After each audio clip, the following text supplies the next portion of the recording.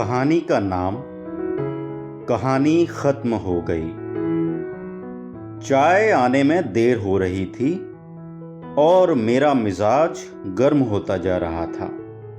आप तो जानते ही हैं, मैं इंतज़ार का आदी नहीं, फिर चाय का इंतज़ार। मेजर वर्मा ने यह बात भांप ली। उन्होंने एक हिट दिया। बोले, चौधरी, उस औरत का फिर क्या हुआ? क्षण भर के लिए चाय पर से मेरा ध्यान हट गया। एक सिहरन सी सारे शरीर में दौड़ गई, जैसे बिजली का तार छू गया हो। मैंने चौंक कर मेजर की ओर देखा, पर जवाब देते न बना। बात मुंह से न फूटी। एक अजीब सी बेचैनी महसूस करने लगा, लेकिन मेजर वर्मा जैसे अपने प्रश्न का उत्तर लेने पर तुले हुए थे। वे एकटक मेरी ओर देख रहे थे। प्रश्न का मेरे ऊपर जो असर हुआ था, उसे मित्र मंडली ने भी भांप लिया। वे लोग अपनी गपशप में लगे थे, पर विंग कमांडर भारद्वाज ने हंसकर कहा, कौन औरत भाई? उसमें हमारा भी शेयर है। भारद्वाज की हंसी में न मैंने साथ दिया, न मेजर वर्मा ने। वर्मा की उत्सुकता उनकी आंखों से प्रकट हो रही थी। मैं उनकी आंखों से आंख न मिला सका। आप ही मेरी आंखें नीचे को झुक गईं।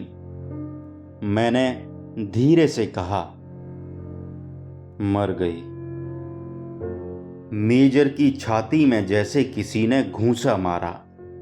उन्होंने एकदम कुर्सी से उछलकर कहा, अरे कब?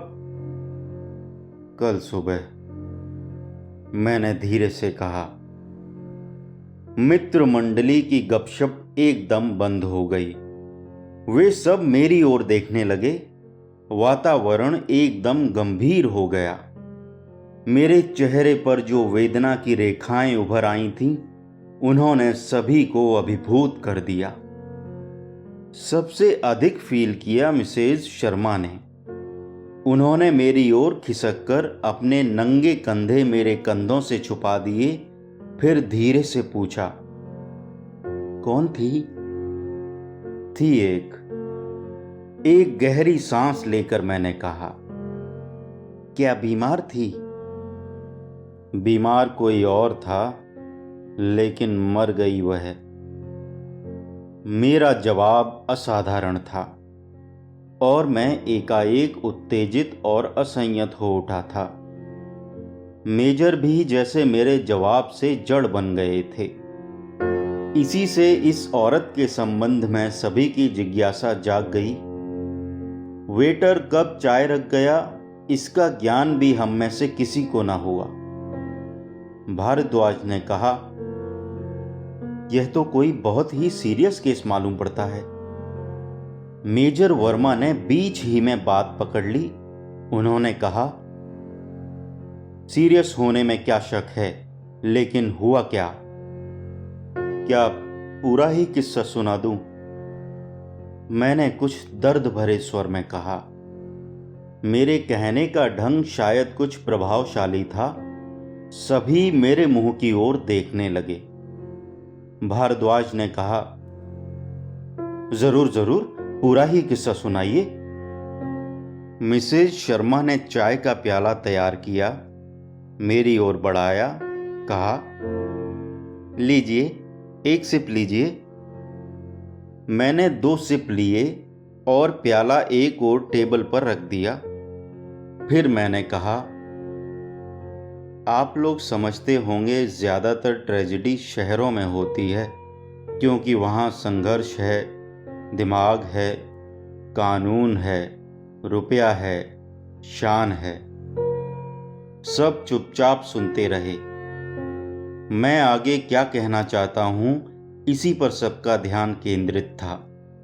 मैंने कहा, लेकिन हमारे देहातों में भी कभी ऐसी ट्रेजेडी हो जाती है जो मनुष्यता और सभ्यता को एक करारा चैलेंज देती है।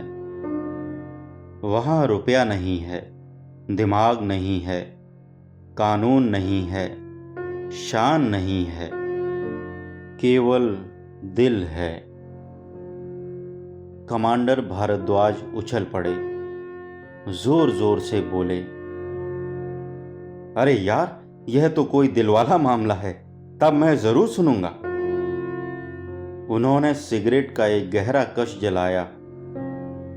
भारद्वाज का यह गुंडा जैसा टोन मुझे पसंद न आया। वास्तव में मेरा मूड कुछ दूसरा ही था।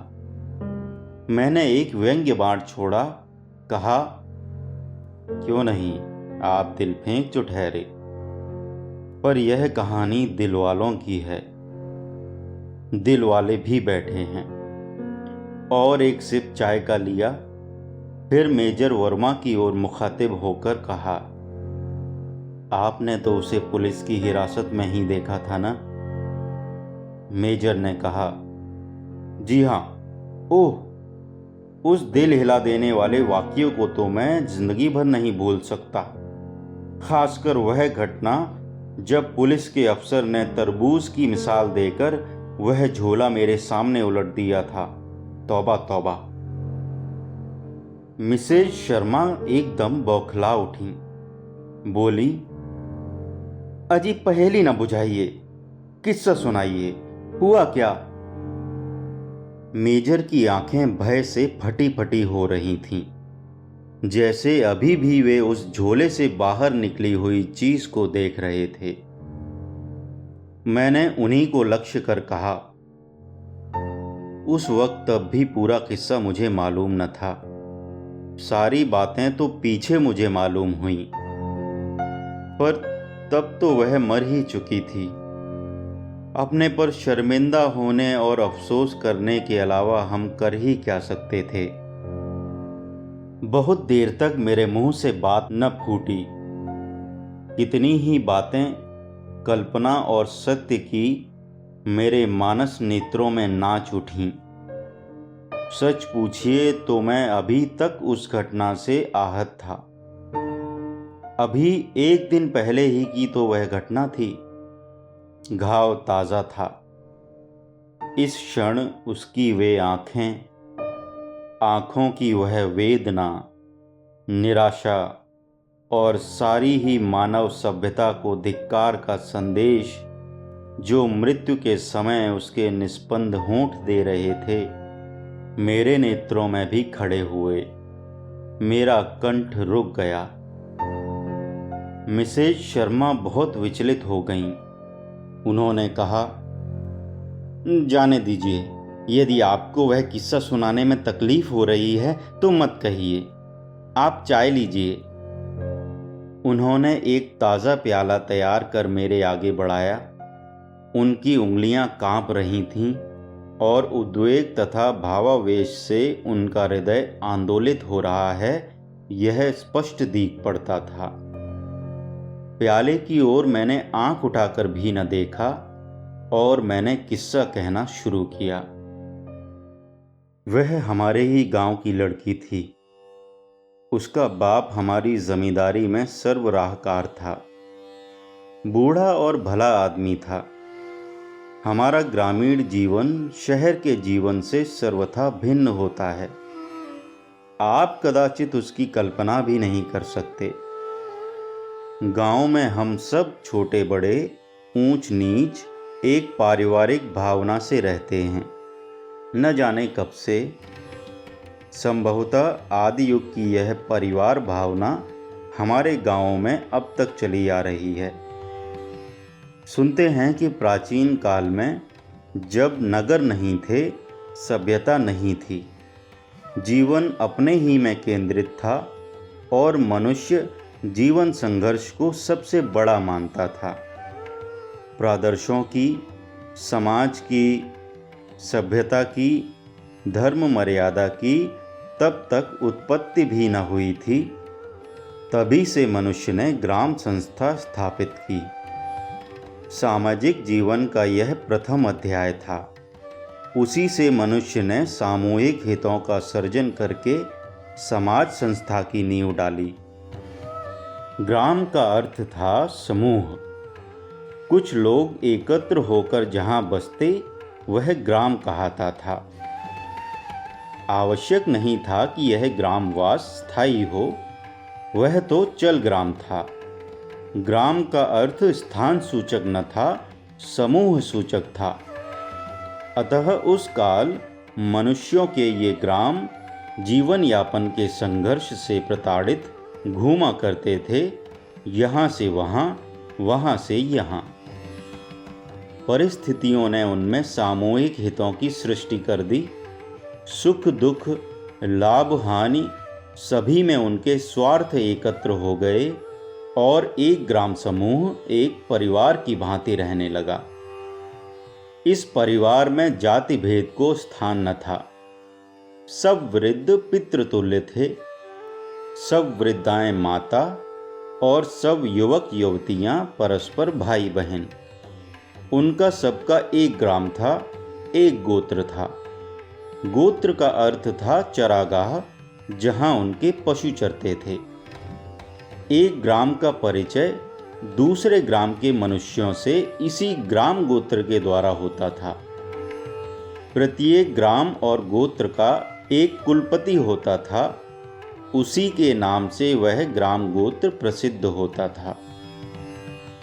शताब्दियां बीतीं, सहस्राब्दियां बीतीं, नगर बसे, सभ्यता का विकास हुआ, जीवन के आदर्श बदले, क्रम बदला, समाज बदला, बदलता चला गया।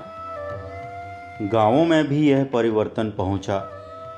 सहस्राब्दियों के प्रभाव से गांव भला अछूते कैसे रह सकते थे। अब गांव स्थान के अर्थ में था, समूह के अर्थ में नहीं। अब लोगों की बस्ती को गांव कहते थे। समाज में अनेक जातियां हो गई थीं। गंगो गांव में भी अनेक जातियां बसती थीं। हिंदू थे, मुसलमान थे।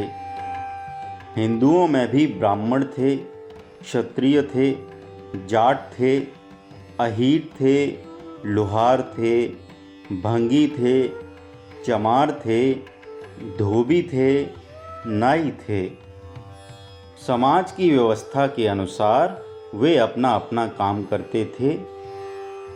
गांवों में किसानों की ही बस्ती अधिक होती है।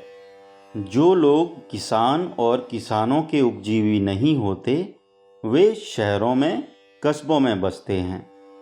जो लोग वहाँ बसते हैं, उनकी वहाँ संपत्ति भी है। जमींदार हैं, किसान हैं, उनके खेत हैं, घर-बार हैं। किसी के कम, किसी के अधिक। कोई रईस है, कोई अमीर।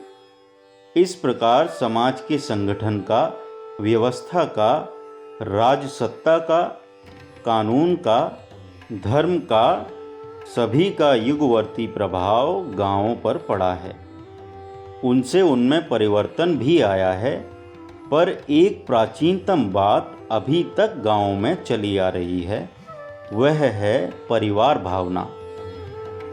गांव की बूढ़ी भंगन को भी गांव के ब्राह्मण की पतोहू सास कहकर पाँव पड़ती है।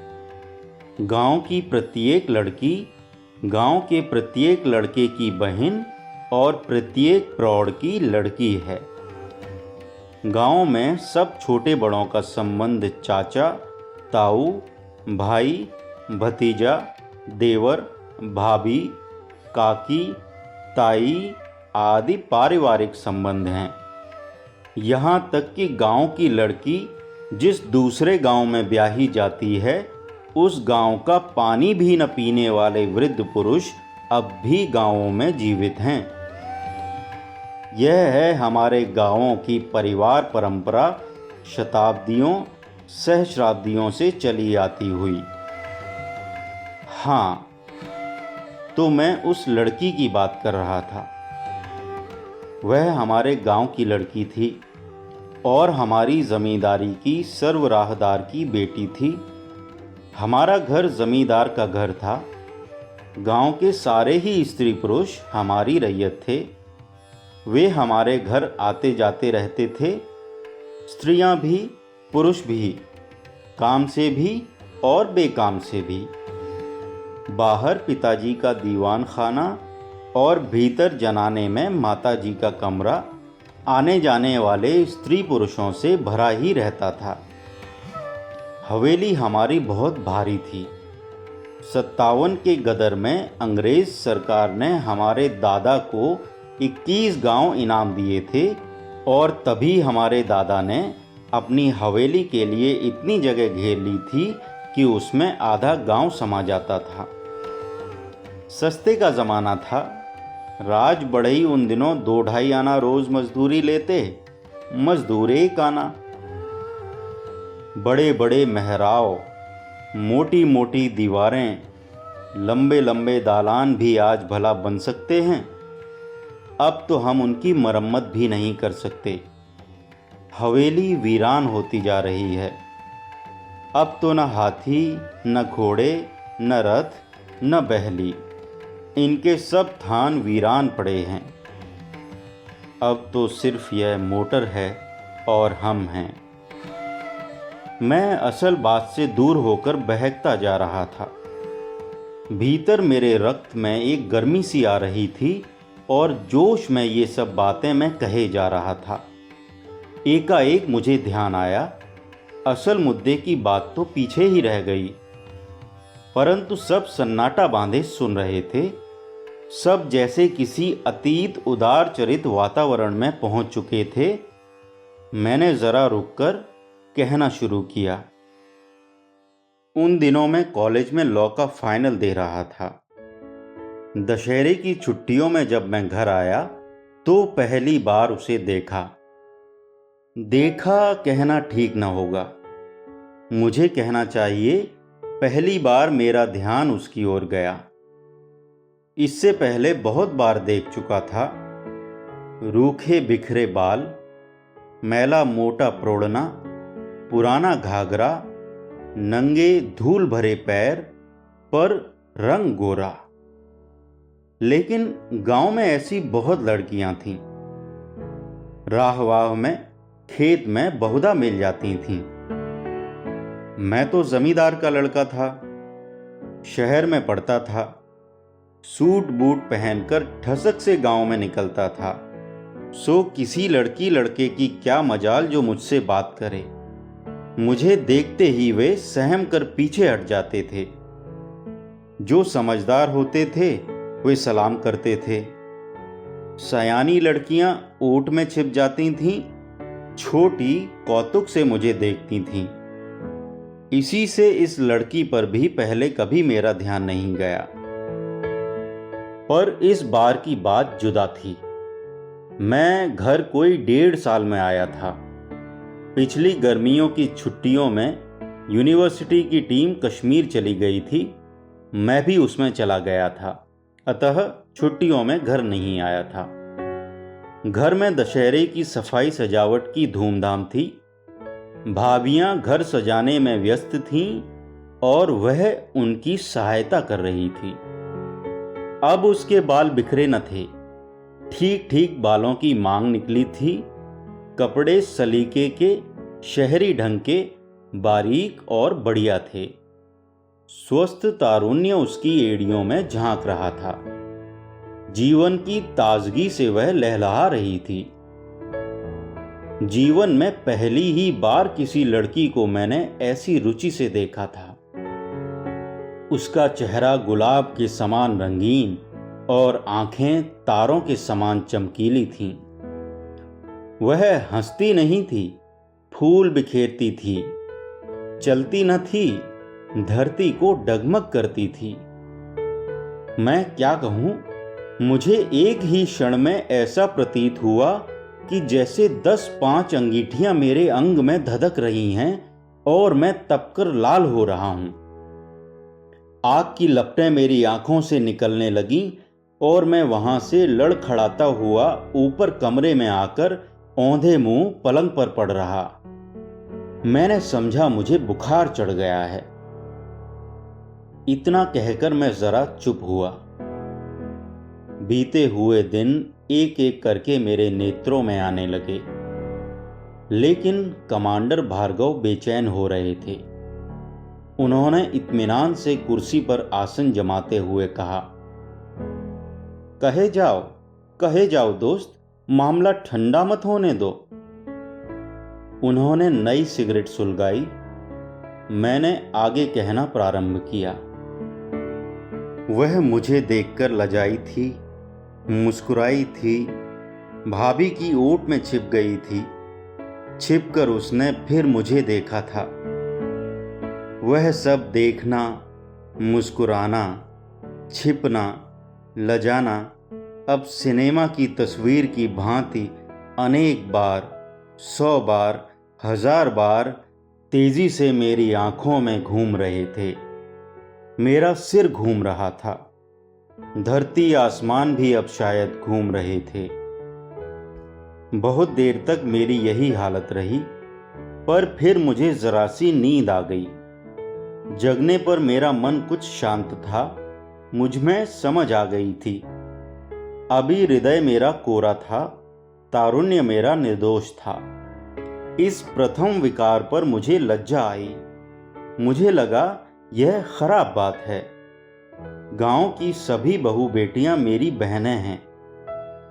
पिताजी ने कई बार यह कहा है, हम जमींदार हैं, इससे और भी हमारा गौरव बढ़ जाता है।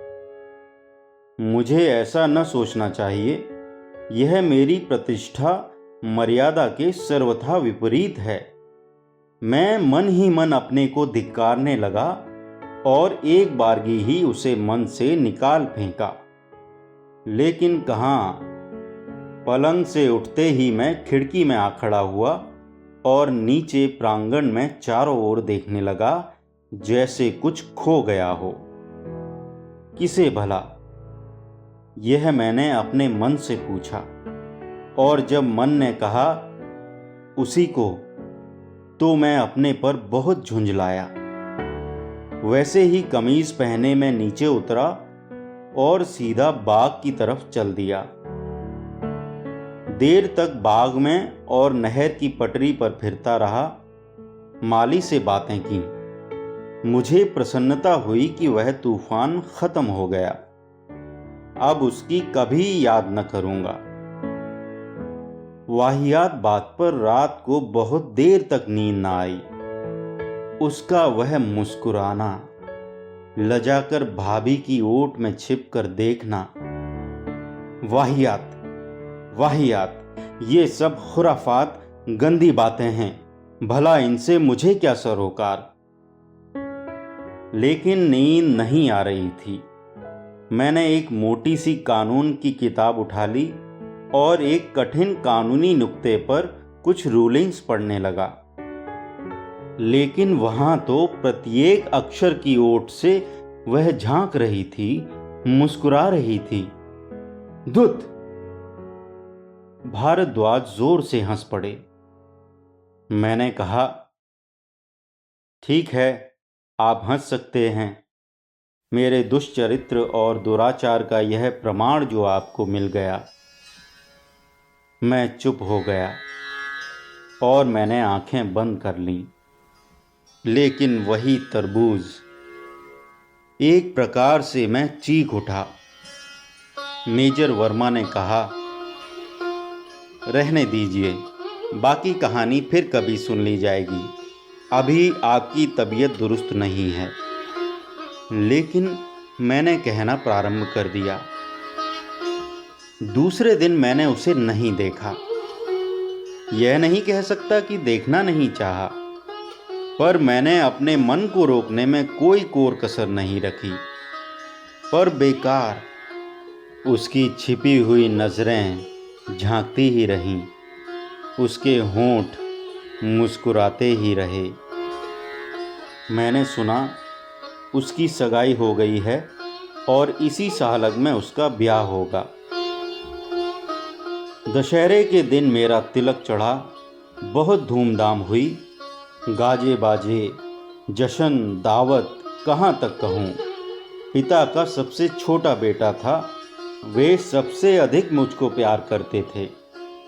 भीड़ भाड़ में एक होकर मैंने देखा।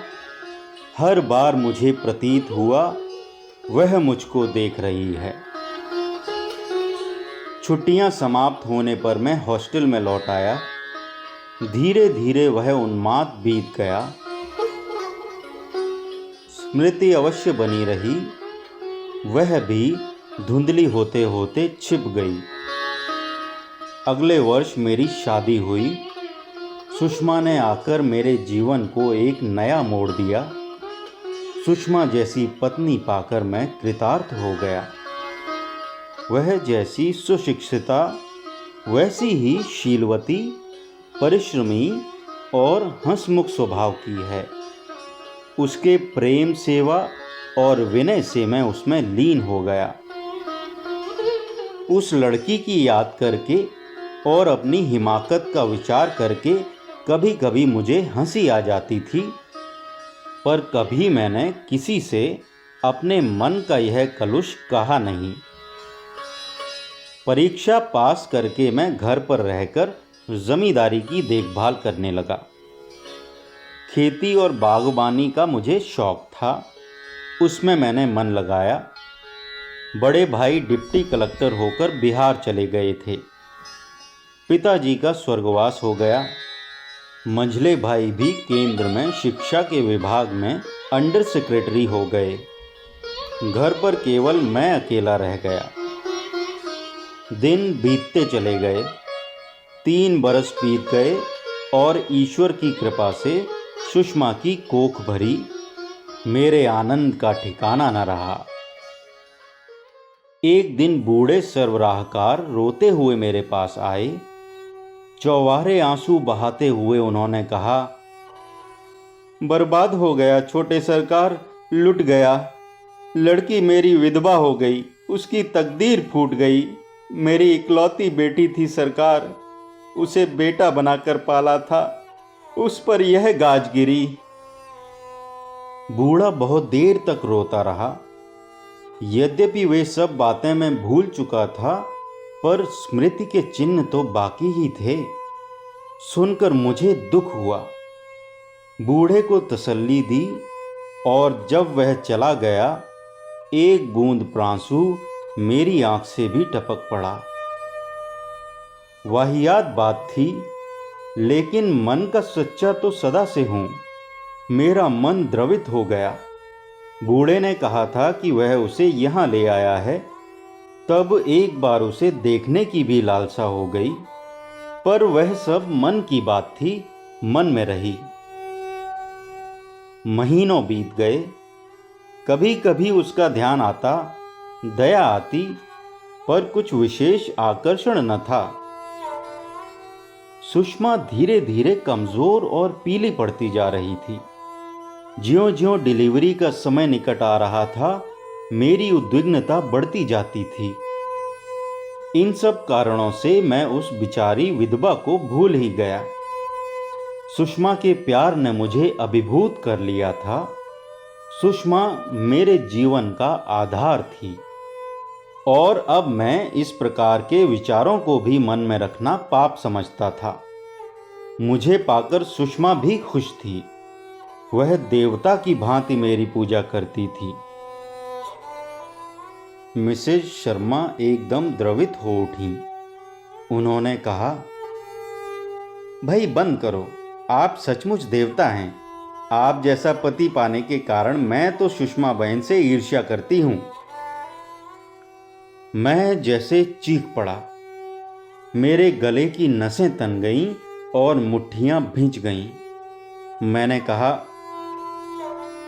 श्रीमती जी, जल्दी अपनी राय कायम न कीजिए, पूरी कहानी सुन लीजिए।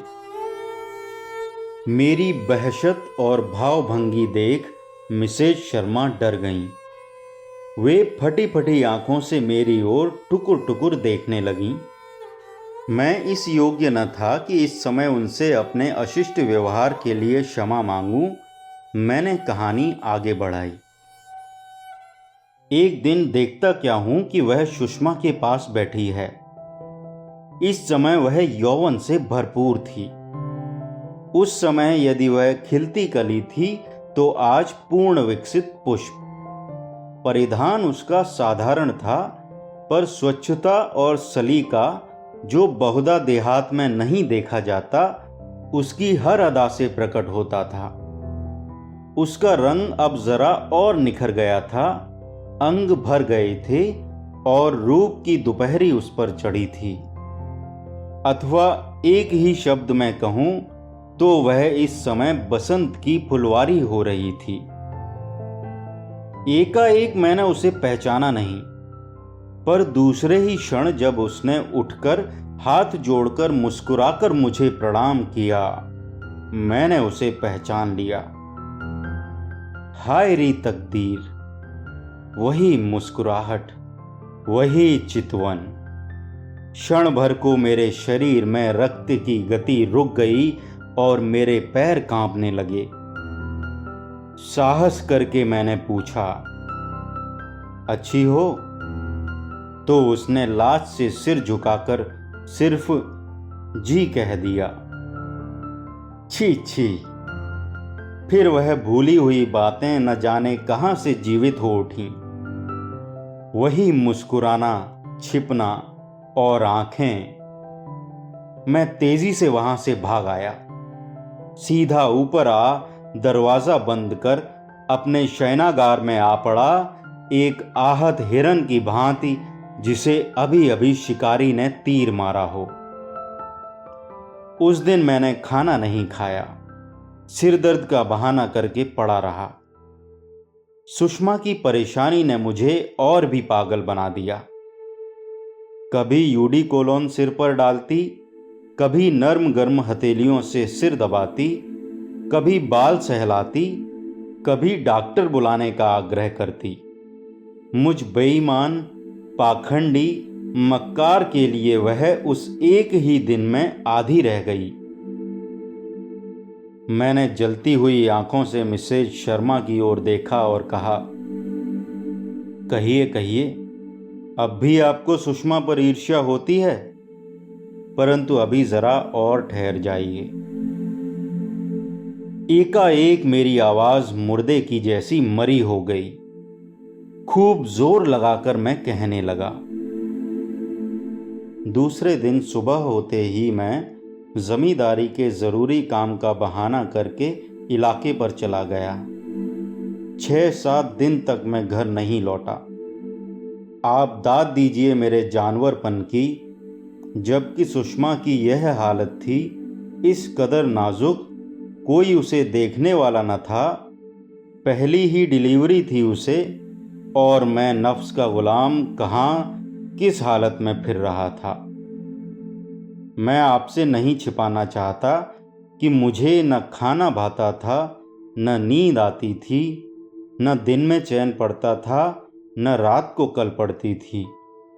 वही शैतान आंखें, वही मुंह छिपाकर मुस्कुराना, वही गहरे गुलाबी गाल, कमबख्त न जाने कहां से उभरे चले आते थे मेरी बदनसीब नजरों में, जैसे मेरे रक्त की प्रत्येक बूंद में उन आंखों का खेत उगाया था।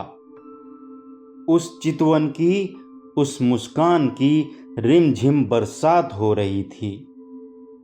जी हां, एक क्षण को भी मैं उसे न भूल सका। एक क्षण को भी मैंने सुषमा को याद नहीं किया। एक क्षण को भी मैंने उसकी असहाय अवस्था पर गौर न किया। अंत में मैंने अपने आप को धिक्कारा। मन में पक्का इरादा किया, उस शैतान को गांव से निकाल दूंगा, एक क्षण भी न रहने दूंगा। 7वें दिन मैं घर लौटा। अभी दहलीज पार करके मैं सुषमा के कमरे में जा ही रहा था कि देखता क्या हूं, सामने से वह आ रही है। मुझे देखकर वह ठिठक रही। निकट आने पर उसने मुस्कुराकर और हाथ जोड़कर मुझे नमस्कार किया। फिर वह मुस्कुराती हुई ही चली गई। अजी मुस्कुराती हुई नहीं, मेरे मन में छिपी समूची वासना का सांगोपांग विवरण पड़ती हुई। वह गहरे लाल रंग का लहंगा और उस पर चिलकेदार दुपट्टा लिए हुई थी। भाड़ में जाए यह। गुस्से में होंठ चबाता हुआ मैं सुषमा के कमरे में पहुंचा। कल ही से उसे ज्वर था। मुझे देख वह मुस्कुराई और मैं उसकी जलती हुई हथेलियों को मुट्ठी में दबाए देर तक चुपचाप बैठा रहा। कुछ बोलने की ताव ही न रही। सुषमा ही बोली। उसने कहा, गुमसुम क्यों हो? कुछ नहीं, बहुत थक गया हूं, बहुत दौड़ धूप की है। सुषमा एकदम व्यस्त हो उठी। वह लेटी न रह सकी। उसने अधीर स्वर में कहा, मुंह कैसा सूख गया है, बिस्तर लगवाती हूं, जरा सो रहो। उसने आवाज दी, अरे, और वह आ खड़ी हुई। मैंने उसकी ओर नहीं देखा। सुषमा ने कहा, जरा झटपट यहीं बिस्तर लगा दे, बाबू की तबीयत ठीक नहीं है। मैंने बहुत नानू की। वहां सुषमा के सामने मैं अपनी दुर्बलता प्रकट नहीं करना चाहता था।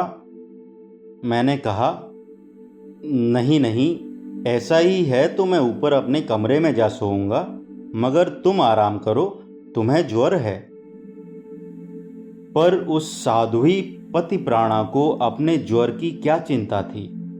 या उसे उस पाखंडी के मन का ही हाल मालूम था?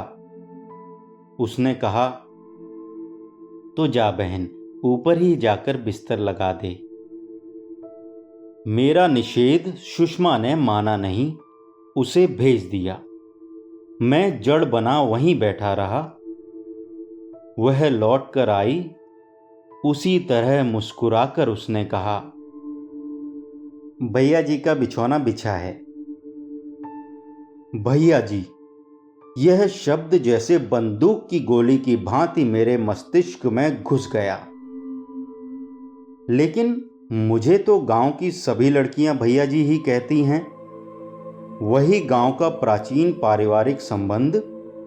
परंतु इस समय तो यह शब्द मेरे मुंह पर एक तमाचा था। मैं वहां न ठहर सका। तेजी से उठकर ऊपर अपने कमरे में बिस्तर पर आ पड़ा। कमरे की चटखनी भीतर से चढ़ा ली। क्यों, मैं कह नहीं सकता। बहुत देर तक मैं सोता रहा। जब उठा तो शाम हो चुकी थी। उठकर मैं सीधा सुषमा के पास जा बैठा। क्षण भर बाद ही वह चाय लेकर आई। चाय टेबल पर रखकर चली गई। सुषमा जानती थी कि मैं इंतजार नहीं कर सकता, खासकर चाय का। पर यह बात क्या वह भी जानती है? उसके जाने के बाद मैंने सुषमा से कहा, क्या तुमने इसे नौकर रख लिया है? उसने हंसकर कहा, नहीं नहीं, बहुत अच्छी लड़की है। मुझे अकेली और बीमार देखा तो आप ही मेरे पास आ गई। तभी से घर के कामकाज में जुटी है। तुम्हारे जाने के बाद से रोज ही दिन भर यहीं रहती रही है। कितना सहारा मिला मुझे इससे। तुम्हारे ऊपर जाने के बाद ही मैंने इससे कह दिया था कि तुम चाय का इंतज़ार नहीं कर सकते, चाय तैयार कर देना। सब बातें मुझसे पूछकर यह न जाने कब से बैठी इंतज़ार कर रही थी। सुषमा हंस दी और मैंने मन का उद्वेग छिपाने को एक बिस्कुट समूचा ही मुंह में ठूंस लिया। अब मेरे जीवन का नया अध्याय प्रारंभ होने में देर न थी।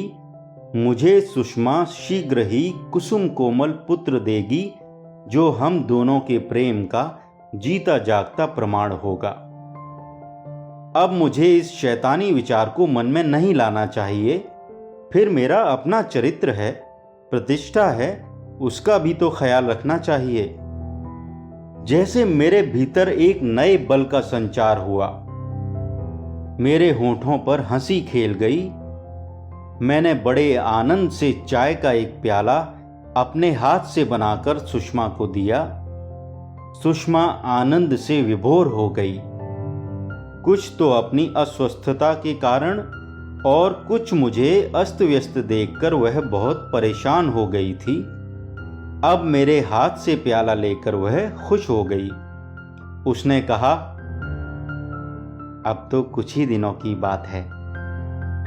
उसकी आंखें हंस रही थीं और मैं आनंद सागर में गोते लगा रहा था। अपनी मूर्खता पर मैं मन ही मन हंसने लगा। चुड़ैल कहीं की, दुत दुत। सुषमा ने कहा, जाओ जरा घूम आओ, तबीयत ठीक हो जाएगी। खाओगे क्या, मिश्रानी से कह दो।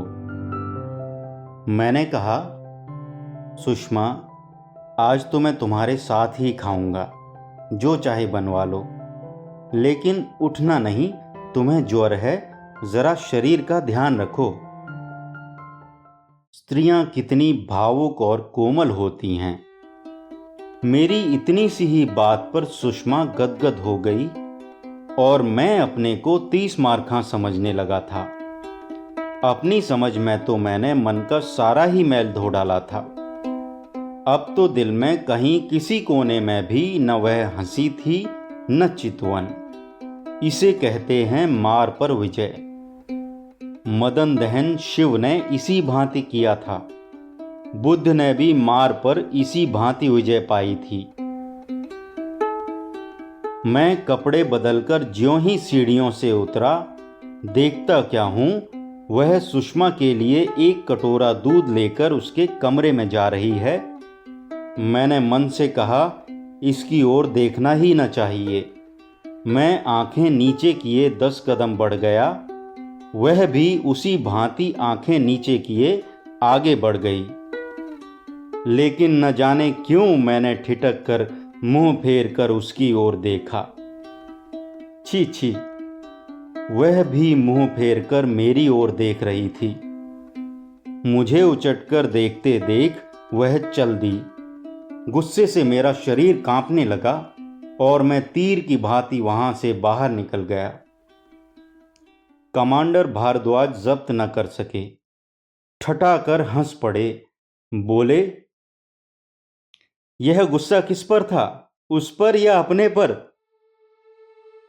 क्षण भर को सभी के चेहरों पर मुस्कान दौड़ गई, पर मिसेज शर्मा बहुत गंभीर थीं। मेरे ऊपर घड़ों पानी गिर गया। मेरी वाणी रुक गई। बहुत देर तक कोई न बोला।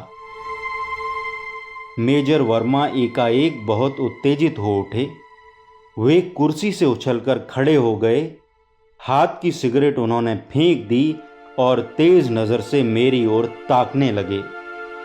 मैं समझ गया मेजर वर्मा कहानी के दूसरे छोर तक पहुंच चुके हैं और उनके मस्तिष्क में वह तरबूज। मेरे होंठ नीले पड़ गए और आंखें पथरा गईं।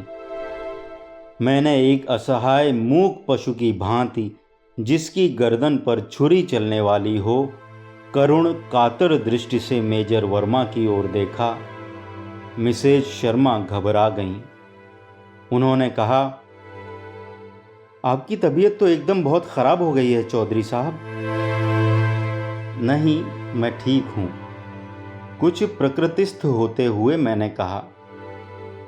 मेजर वर्मा चुपचाप कुर्सी पर बैठकर मेरी ओर ताकते रहे। मरे हुए स्वर में मैंने कहा, मेजर, सारी बातें मैं न बता सकूंगा। आप और ये सब सज्जन मुझे क्षमा करें। डिलीवरी की खटपट में मैं फंस गया। सुषमा बहुत बीमार हो गई थी। उसे मसूरी ले जाना पड़ा। पुत्र जन्म का उत्सव धूमधाम, शोरगुल, बाजे गाजे से हुआ। ये सब बातें क्या कहूँ। 4-5 महीने इन सब बातों को बीत गए। एक दिन शाम को जब मैं घूमकर लौट रहा था, गांव की जनशून्य राह पर मैंने देखा, चादर में लिपटा हुआ कोई खड़ा है। वही थी और मेरी ही प्रतीक्षा में खड़ी थी। निकट पहुंचने पर उसने कहा, बड़ी देर से खड़ी हूं, जरा इधर चलिए, मुझे आपसे कुछ कहना है। सच पूछिए तो मैं अब उससे सचमुच ही कतराने लगा था।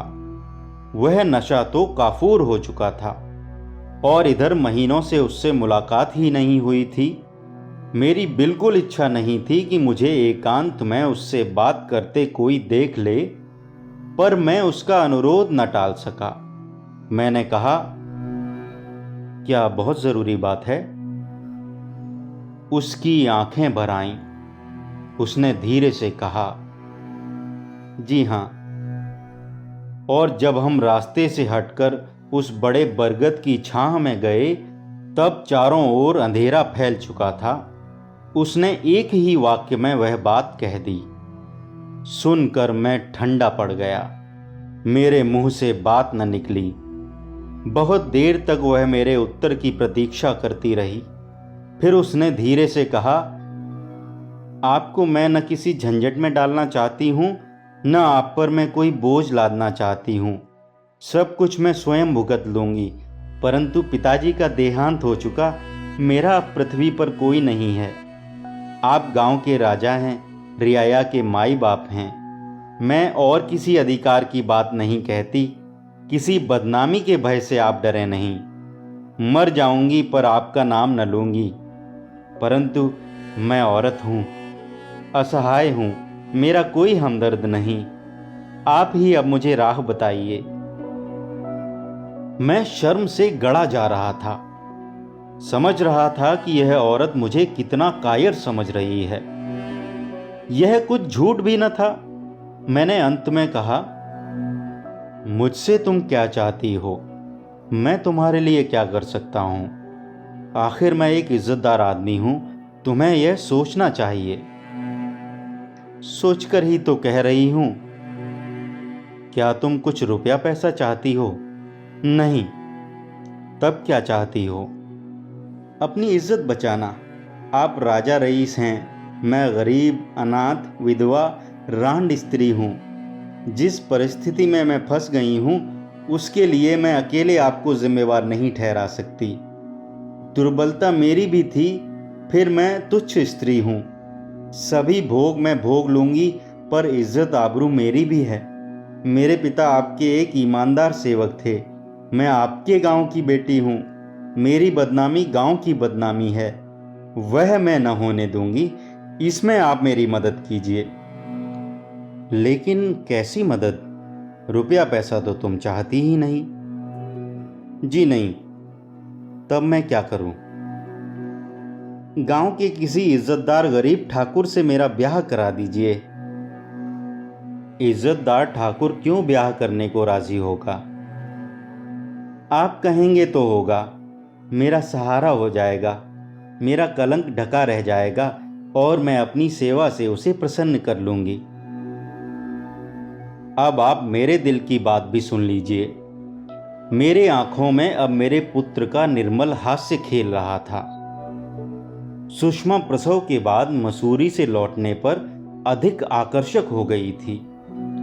मैं अपनी लंपट वृत्ति पर खींच रहा था। न जाने मुझे क्या हो गया था उस समय, यही मैं सोचता रहता था।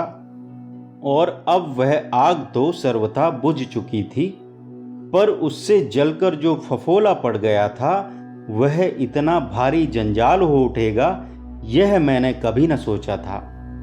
और अब मुझे इस औरत में कोई दिलचस्पी भी न थी। इससे सब भांति पीछा छुड़ाने और भविष्य में अपने दाम्पत्य का पूरा आनंद लेने को मैं बेचैन था। कुछ रुपए पैसे की बात होती तो मैं उसे दे देता, पर उसका ब्याह रचाना, यह तो एक नया सिर दर्द था।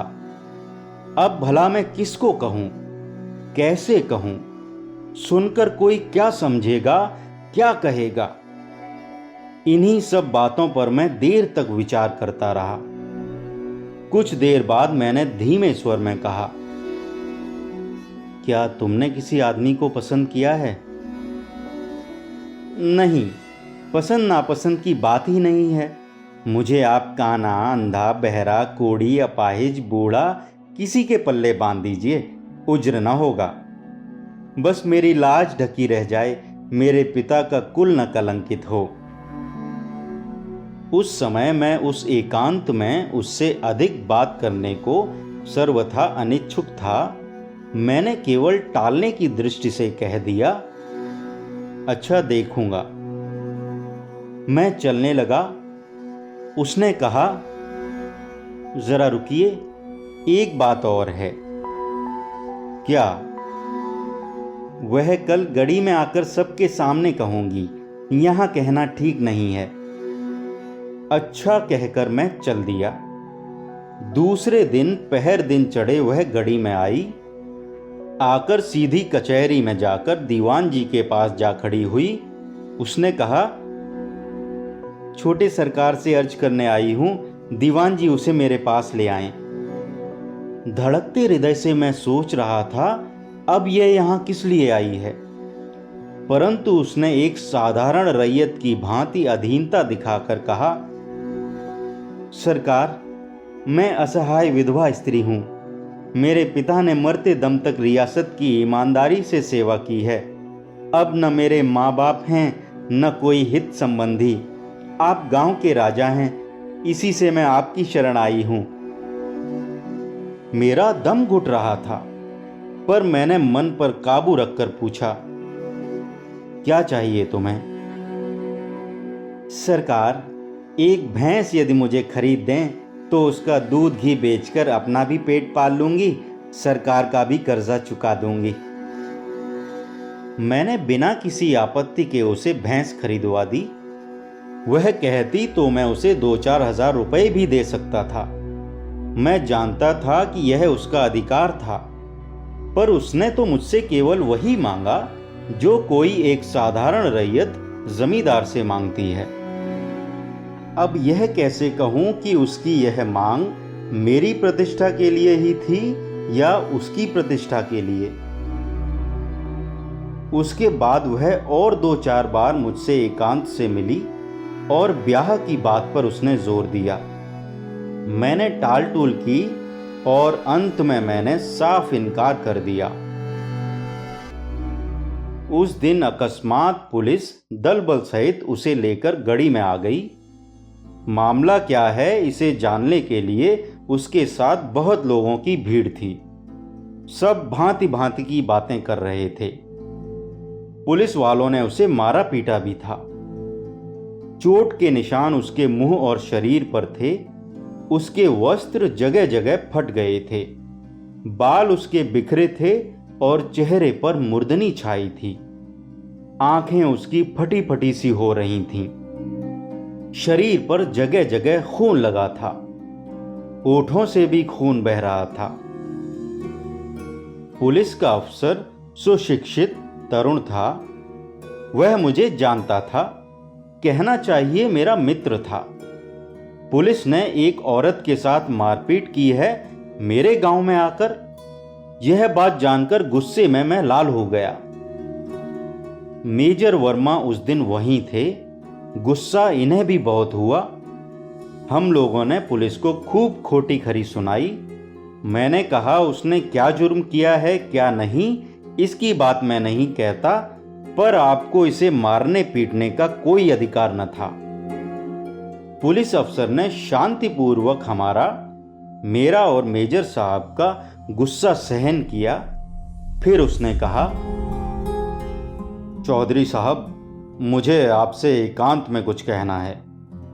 यदि गांव आपका न होता तो मैं यहां आता भी नहीं, इसे थाने में ले जाता, पर आपका मुझे बहुत लिहाज था, इसी से। मैंने कहा, आखिर मामला क्या है? आप जरा दूसरे कमरे में चलिए। मैं, मेजर वर्मा, वह और पुलिस अफसर दूसरे कमरे में चले आए। अफसर के कहने पर मैंने भीतर से चटखनी चढ़ा दी। किसी अज्ञात भय से मेरी अंतरात्मा कांप उठी। मैं एकाएक पुलिस अफसर के मुंह की ओर देखने लगा और तब उसने तरबूज की मिसाल दी। और मैं अब बयान नहीं कर सकता। मेजर वर्मा कहेंगे, इन्होंने वह सब देखा है। बेशक मैंने देखा था। ऐसा खौफनाक, दिल हिला देने वाला वाकया जिंदगी भर मैंने नहीं देखा था। कुछ ठहर कर मेजर वर्मा बोले। अफसर ने मेरी तरफ देखकर, क्योंकि मैं ही ज्यादा गर्म हो रहा था, व्यंग्यपूर्ण भाषा में कहा, जनाब, आप एक तरबूज लेकर उसे सिर से ऊपर उठाकर पटक दें तो कह सकते हैं कि उसका क्या परिणाम होगा। उस नौजवान पुलिस अफसर की यह दिल्लगी मुझे न भाई। मैंने जरा गर्म लहजे में कहा, तरबूज फट जाएगा, लेकिन आपका इससे मतलब क्या है? इस औरत ने तरबूज की चोरी की है? जी नहीं। क्या किया है देखिए। उसने कांस्टेबल को संकेत किया और उसने हाथ में लटकते हुए झोले को जमीन पर उलट दिया। एक वजनी सी चीज धमाके के साथ जमीन पर आ गिरी। वह एक ताजा बच्चे की लाश थी। मिसेज शर्मा के मुख से चीख निकल गई। भारद्वाज हाथ की सिगरेट फेंककर खड़े हो गए। दूसरे लोग भी अवाक रह गए। भारद्वाज ने कहा, क्या? ताजा बच्चे की लाश? Horrible, my God. लेकिन मेजर वर्मा ने आगे कहना जारी रखा, बच्चे को शायद पत्थर पर या किसी सख्त चीज पर पटका गया था, जिससे उसका सिर उसी तरह फट गया था जैसे ऊंचे से फेंक देने पर तरबूज फट जाता है, और उसके भीतर से लाल लाल लहू। तौबा तौबा। मेजर वर्मा वाक्य पूरा किए बिना ही सिर पकड़कर बैठ गए। फिर उन्होंने कहा, पुलिस अफसर ने बताया कि यह औरत तस्लीम करती है कि पहले हमल गिराया गया, लेकिन बच्चा जिंदा पैदा हुआ। उसका गला घोंटकर मार डालने की चेष्टा की गई, पर बच्चा मरा नहीं। तब उसे चक्की के पत्थर पर सिर के बल पटक दिया गया। उससे उसका सिर फट गया। पुलिस वालों ने बताया कि मार खाने पर ही इन सब बातों का पता इसने बताया है, पर बच्चा किसका है यह किसी हालत में बताती नहीं है। इसी से हम निरुपाय इसे यहां लाए हैं। उसने चौधरी साहब से आग्रह किया था कि वह इस औरत से उस आदमी का पता पूछे और कानून की मदद करे। चौधरी तब बहुत परेशान हो उठे थे। इसका कारण मैं तब नहीं समझा था, अब समझा कि अब फिर मैं कहने लगा।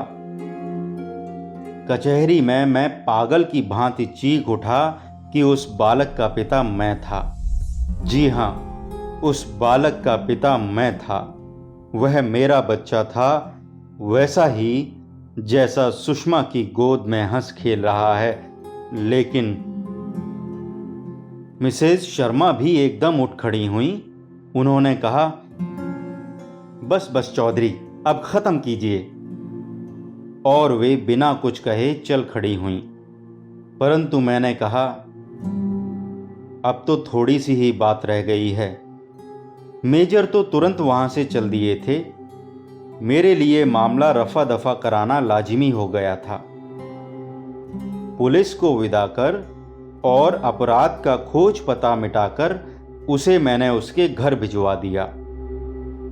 थोड़ी ही देर बाद एक पड़ोसी के हाथ उसने भैंस मेरे पास भिजवा दी, और इसके कुछ ही देर बाद मुझे सूचना मिली कि वह मर गई। कहानी खत्म हो गई और सन्नाटा छा गया। चाय प्यालों में भरी हुई ठंडी हो गई थी, पर किसी ने उसे छुआ भी नहीं। एक एक करके चुपचाप सब लोग उठकर चल दिए। मुझे प्रतीत हुआ जैसे एक लानत की नज़र मेरे ऊपर फेंक कर। मैं खामोश बैठा था। मेरा सिर घूम रहा था। आंखों में उस झोले में से निकली हुई चीज और सुषमा की गोद में खेलता हंसता हुआ मेरा पुत्र, होठों से खून बहाती, फटे कपड़ों में लांछिता वह नारी और गहिणी गौरव मंडिता सुषमा, सब मूर्तियां जैसे घुल मिलकर मेरे चारों ओर तेजी से चक्कर काट रही थीं। भय और आवेश से मैं चिल्ला उठा। मुझे इतना ही होश है, मेजर वर्मा ने किस तरह मुझे घसीटकर अपनी मोटर में डाला था। इसके बाद तो मैं बेहोश हो गया। इसके बाद तो मैं बेहोश हो गया। आचार्य चतुरसेन शास्त्री द्वारा रचित कहानी खत्म हो गई। वाचनकर्ता अमित पांडे।